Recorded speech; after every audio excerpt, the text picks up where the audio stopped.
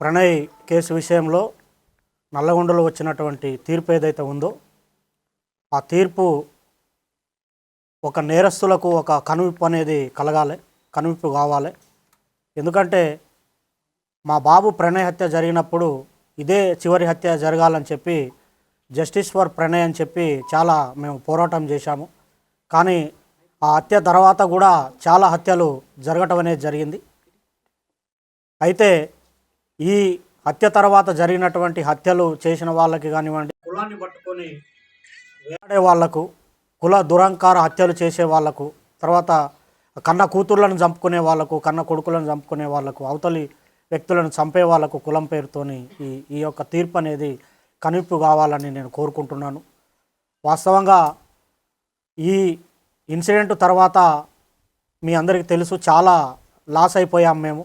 ఇప్పుడు మాకు కొడుకు లేకుండా పోయాడు, అమృతకి భర్త లేకుండా, తర్వాత నా మనవనికి తండ్రి లేకుండా పోయాడు. తర్వాత మారుతిరావు ఆయన అమృత ఫాదర్ ఆయన కూడా సూసైడ్ చేసుకున్నాడు.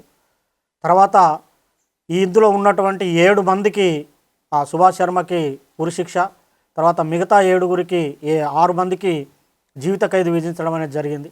వారి కుటుంబాలు కూడా బాధపడుతూ ఉంటాయి. కాబట్టి ఎవరైతే ఈ సుపారీలు తీసుకొని హత్యలు చేసే వాళ్ళకి ఇది ఒక కనువిప్పు కావాలి. ఏదన్నా ఉంటే మాట్లాడుకోవటం కానివ్వండి, సమస్య పరిష్కారానికి సామరస్యంగా చేసుకోవాలి తప్ప మేనేజ్ చేయొచ్చులే, వాళ్ళకి అంతో ఇంతో డబ్బులు ఇవ్వచ్చులే, మేనేజ్ చేయొచ్చులే అని చెప్పి చంపడం అనేది కరెక్ట్ కాదు. ఈ కేసు విషయంలో మమ్మల్ని కూడా అనేక రకమైనటువంటి ప్రలోభాలు పెట్టినప్పటికి కూడా మేము ఎక్కడ లొంగకుండా న్యాయం జరగాలి, ఈ హత్యతోని మిగతా కుల హత్యలు ఆగిపోవాలని చెప్పి మేము పోరాటం అనేది చేయటం జరిగింది. 6.5 సంవత్సరాలు మేము ఎదురు చూసాము న్యాయం కోసం, మేము సాక్ష్యం చెప్పి. ఇందులో ముఖ్యమైనటువంటి పాత్ర పోషించినటువంటి అప్పటి డిఎస్పి శ్రీనివాస్ గారికి ప్రత్యేకమైన కృతజ్ఞతలు ఈ సందర్భంగా తెలియజేస్తూ ఉన్నాను. ఎందుకంటే సారు ఐఓగా చాలా గొప్పగా ఆ కేసును పకడ్బందీగా, చాలామంది మమ్మల్ని అన్నారు ఎందుకు కేసు లేట్ అవుతుంది, ఛార్జ్షీట్ లేట్ అవుతుంది, ఏదో జరుగుతుందని.